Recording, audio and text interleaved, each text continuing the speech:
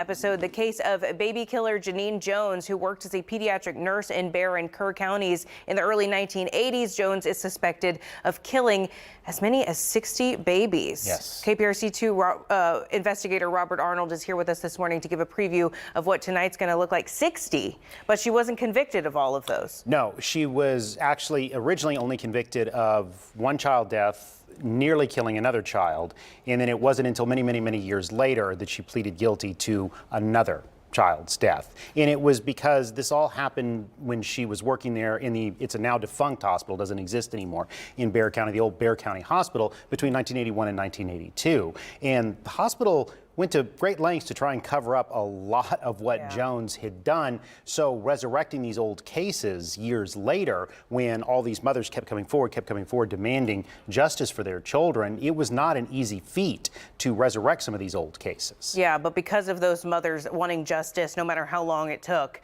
then you were able to dig up some more evidence against her as the years went on. Well, what was interesting, and I'll take you back. So Jones gets a 99-year prison sentence for killing Chelsea McClellan in 1981, and Chelsea was 15 months old. She was at a pediatric clinic in Kerr County at that time.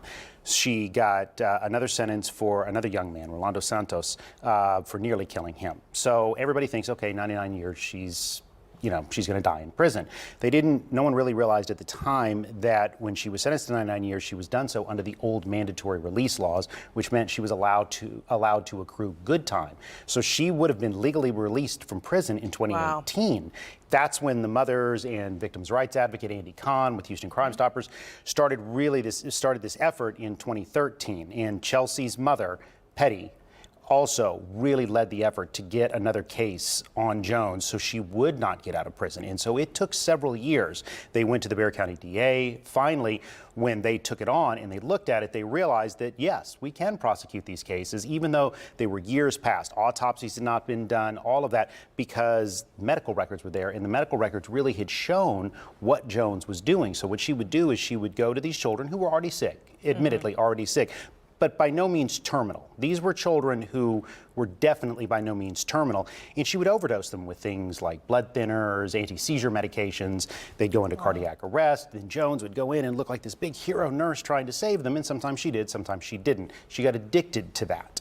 And so they went through those medical records, and it would show it. And the other thing, too, that I found was really amazing when I went through this, you look at the handwritten shift notes from the nurses, and it's like, baby's stable, everything's stable, had this and that from the previous note. Then suddenly Jones would come on shift and boom, emergencies would start happening. Yeah, that's how they were able to narrow in on her. Well, and it was a teaching hospital at the time too, so some of these things did not immediately get caught. That why is this only happening on her shift? What's going on with her? Because by all accounts, she was actually a very intelligent nurse, a very skilled nurse. As well. So that's what makes this even more insidious. And she was referred to, we titled this episode Nurse Number 32 because that's what she was titled in the CDC study. So after it came to light what Jones was doing, the CDC came in and did a study on infant mortality, CPR, code blues, all of these things by shift in the nursing unit, and she was nurse number 32. And I mean, it's just plain as day. I mean, you look at all the other nursing shifts and all the other nurses, the incidence of code blues, the incidence of mortality, infants dying, all of that just fairly flat and consistent. Jones just spike.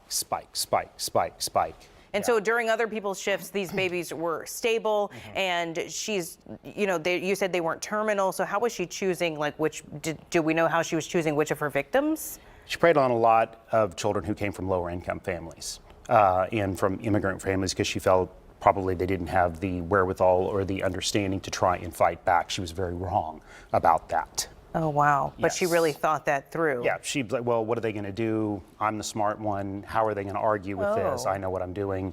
That thing. And she was very, very wrong. I mean, these mothers never, ever stopped fighting for their children. Yeah, well, I can't wait to hear more about that. Tonight on The Evidence Room, it'll be streaming right here on KPRC 2+. Thanks so much, Robert.